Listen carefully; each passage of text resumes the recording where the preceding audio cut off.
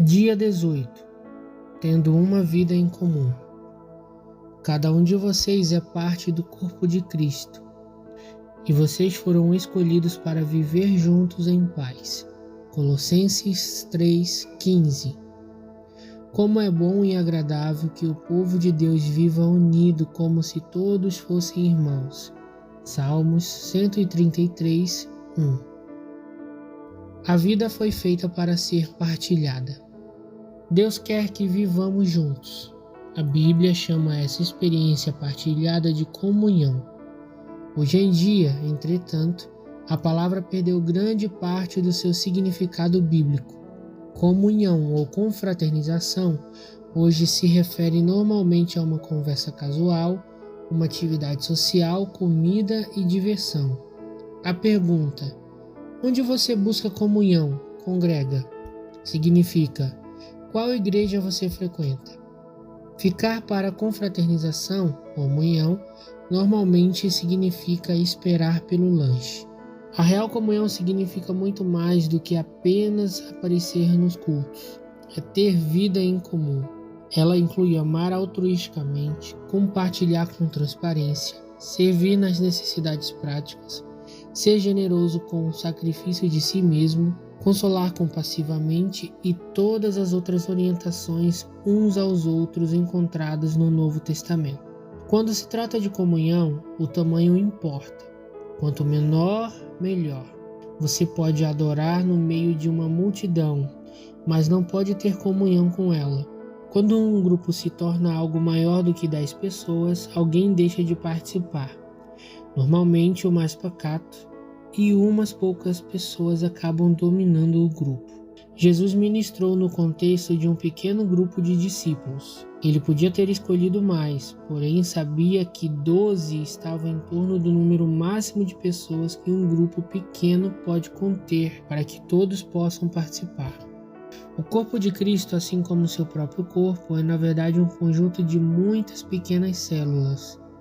A vida do corpo de Cristo, tal qual seu corpo, está contida no interior das células. Por essa razão, todo cristão deve estar envolvido em um pequeno grupo dentro de sua igreja, seja um grupo de comunhão nos lares, seja uma classe na escola dominical, seja um grupo de estudo bíblico.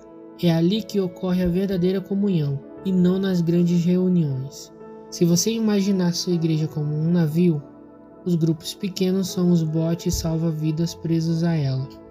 Deus fez uma fantástica promessa a respeito de grupos pequenos de crentes, pois onde se reunirem 2 ou 3 em meu nome, ali eu estarei no meio deles.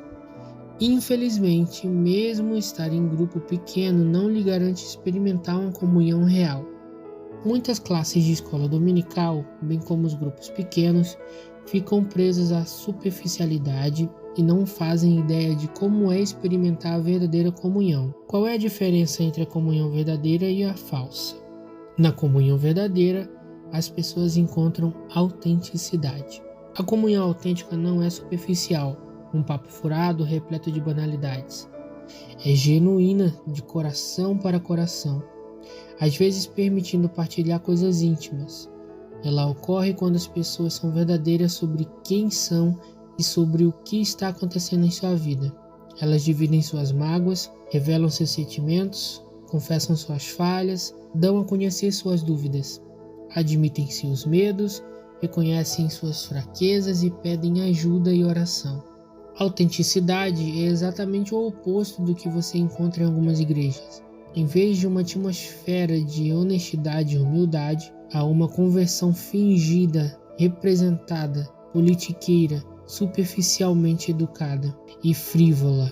As pessoas vestem máscaras, mantêm a guarda levantada e agem como se tudo em sua vida fosse positivo. Essas atitudes são a morte da verdadeira comunhão. É somente quando somos abertos sobre a nossa vida que experimentamos a real comunhão. A Bíblia diz: se porém andarmos na luz, como Ele está na luz, temos comunhão uns com os outros. Se afirmarmos que estamos sem pecado, enganamos a nós mesmos. O mundo pensa que a intimidade ocorre na escuridão, mas Deus diz que ocorre na luz. As trevas são usadas para esconder ferimentos, erros, medos, fracassos e falhas. mas na luz nós os trazemos todos para um lugar aberto e admitimos quem realmente somos. Naturalmente, ser autêntico exige tanto coragem quanto humildade. Significa enfrentar o seu medo de exposição, de rejeição e de ser novamente magoado. Por que alguém correria tal risco? Porque é a única maneira de crescer espiritualmente e ser emocionalmente saudável. A Bíblia diz: portanto, confessem os seus pecados uns aos outros e orem uns pelos outros para serem curados. Nós só crescemos assumindo riscos, e o mais difícil de todos é sermos honestos com nós mesmos e com os outros. Na verdadeira comunhão, as pessoas encontram reciprocidade. Reciprocidade é a arte de dar e receber, é depender um do outro. A Bíblia diz: a forma em que Deus estruturou os nossos corpos é o modelo para compreendermos as vidas reunidas como igreja. Todas as partes são interdependentes. Mutualidade é o coração da comunhão. Edificar relacionamentos recíprocos, dividir responsabilidades e ajudar uns aos outros. Paulo disse: quero que nos ajudemos uns aos outros com a fé que temos. A vossa fé me ajudará e a minha fé os ajudará. Todos somos mais constantes em nossa fé quando outras pessoas caminham conosco e nos incentivam. A Bíblia ordena que haja prestação de contas, incentivo recíproco, mútuo atendimento e honra recíproca. Por mais de 50 vezes ao longo do Novo Testamento, somos orientados a realizar diferentes tarefas uns aos outros e entre si. A Bíblia diz: esforcemo-nos em promover tudo quanto conduz à parte e à edificação mútua. Você não é responsável por todos no corpo de Cristo, mas é responsável para com eles. Deus espera que você faça tudo o que puder para ajudá-los. Na verdadeira comunhão, as pessoas encontram compaixão. Compaixão não é dar um conselho ou oferecer ajuda rápida e superficial. Compaixão é penetrar e partilhar a dor dos outros. A compaixão diz: compreendo o que você está passando e o que você sente não é estranho ou absurdo. Hoje em dia, algumas pessoas chamam isso de empatia, mas a palavra bíblica é compaixão. A Bíblia diz: como povo escolhido de Deus, revistam-se de profunda compaixão, bondade, humildade, mansidão e paciência. A compaixão alcança duas necessidades fundamentais dos seres humanos: a necessidade de ser compreendido e a necessidade de ter seus sentimentos confirmados. Toda vez que compreende e confirma o sentimento de alguém, você constrói comunhão. O problema é que estamos frequentemente tão apressados em corrigir as coisas que não temos tempo de sentir compaixão, ou ainda estamos preocupados com nossas mágoas. A autopiedade esgota completamente a compaixão pelas outras pessoas. Existem diferentes níveis de comunhão, e cada um é adequado a um momento diferente. Os níveis mais superficiais de comunhão são a comunhão de colaboração e a comunhão de estudo da Palavra de Deus em conjunto. Em um nível mais profundo está a comunhão de serviço, como quando ministramos em conjunto em viagens missionárias ou em obras de caridade. O nível mais profundo e intenso é a comunhão de sofrimento, quando entramos na dor e no sofrimento uns dos outros e carregamos os fardos uns dos outros. Os cristãos que melhor compreendem esse nível são os que ao redor do mundo estão sendo perseguidos, depreciados e frequentemente martirizados por sua fé. A Bíblia ordena: compartilhem os seus problemas e transtornos uns com os outros e dessa forma obedeçam à lei de Cristo. É em tempos de crise, tristeza e dúvidas profundas que mais precisamos uns dos outros. Quando as circunstâncias nos esmagam a ponto de nossa fé vacilar, é que mais precisamos de amigos crentes. Precisamos de um grupo pequeno de amigos que tenham fé em Deus por nós e para nos fazer vencer as dificuldades.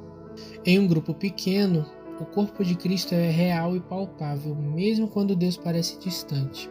Foi disso que Jó necessitou durante seu sofrimento, e exclamou: um homem desesperado deve receber a compaixão de seus amigos.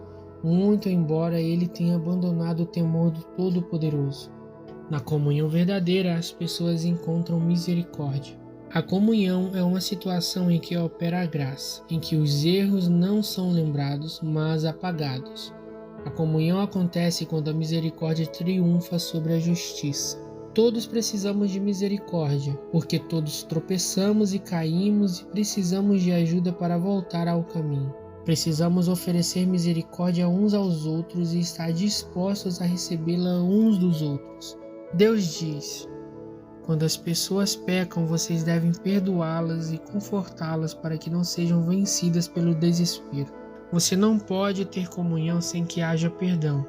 Deus alerta: jamais guardem rancor, porque a amargura e ressentimento sempre destrói a comunhão. Como somos imperfeitos e pecadores, inevitavelmente magoamos uns aos outros quando ficamos juntos por algum tempo. Às vezes magoamos uns aos outros intencionalmente e às vezes sem querer, mas de qualquer forma são necessárias enormes quantidades de graça e misericórdia para criar e manter a comunhão. A Bíblia diz: vocês precisam ter consideração para com as faltas uns dos outros e perdoar aos que lhes ofendem. Lembrem-se, assim como o Senhor lhes perdoou, vocês devem perdoar aos outros. A misericórdia de Deus para conosco é um estímulo para mostrarmos misericórdias com os outros. Lembrem-se, jamais lhe será pedido que perdoe alguém mais do que Deus já lhe perdoou. Sempre que é magoado por alguém, você tem uma escolha a fazer: usar sua energia e seus sentimentos para buscar vingança ou encontrar solução. Você não tem como buscar a ambos. Muitas pessoas relutam em mostrar misericórdia porque não sabem a diferença entre confiar e perdoar. Perdoar é esquecer o passado. Confiar tem relação com o comportamento futuro. O perdão deve ser imediato, tenha ou não a pessoa pedido por ele. A confiança deve ser reconstruída com o transcurso do tempo. Confiança exige antecedentes. Se o magoam repetidamente, Deus lhe ordena que perdoe imediatamente.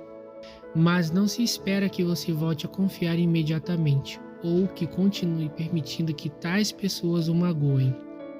Elas devem mostrar que mudaram com o tempo.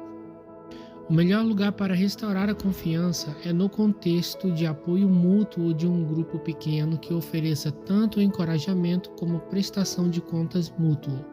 Existem muitos outros benefícios que você irá experimentar ao fazer parte de um grupo pequeno comprometido com a verdadeira comunhão.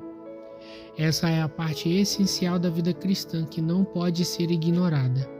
Por mais de 2000 anos, os cristãos têm se reunido regularmente em grupos pequenos para buscar comunhão. Se você nunca fez parte de um grupo ou de uma classe como essa, não sabe que está perdendo. No próximo capítulo, veremos o que é necessário para criar este tipo de comunidade com os outros crentes. Mas espero que este capítulo tenha deixado ansioso para experimentar a autenticidade, a reciprocidade, a compaixão e a misericórdia da verdadeira comunhão. Você foi criado para viver em comunidade. 18º dia. Pensando sobre o meu propósito. Um tema para reflexão. Preciso de pessoas em minha vida. Um versículo para memorizar. Compartilhem os seus problemas e transtornos uns com os outros, e dessa forma obedeçam à lei de Cristo. Gálatas 6:2. Uma pergunta para meditar. Que passo posso dar hoje para me unir a outro crente de forma mais íntima e verdadeira?